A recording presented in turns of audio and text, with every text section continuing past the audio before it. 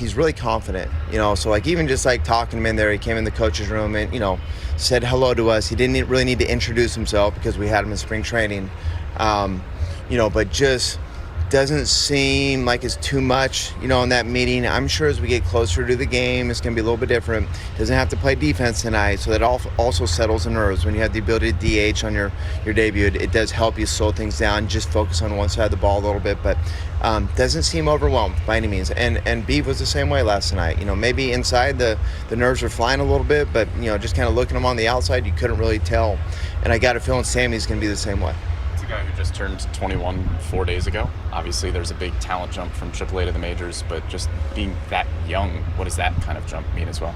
He's got a lot of models here for it. I think Jackson was here at 20. I think Gunnar was probably 20, right? Because he had his 21st birthday here.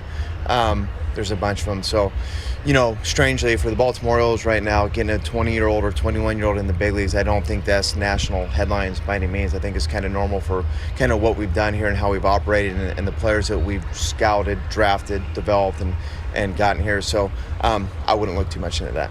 Did you give him any advice or tell him anything when he came in to say hi this morning?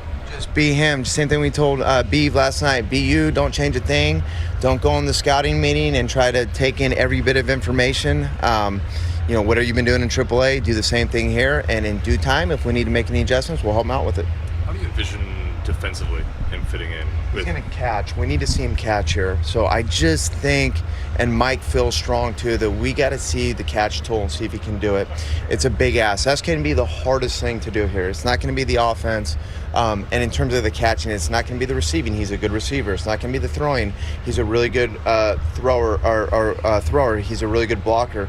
It's going to be calling the game in the big leagues and following game plans and everything that's kind of accompanied with that. So we're going to see what he can do with that and see kind of where his future lies with the Orioles behind the dish. And then we will also see him at first base. So I probably envision him getting at first base when we get off this road trip. So in Boston, he will likely catch tomorrow. That first game in Boston, I'll probably DH him the second game most likely.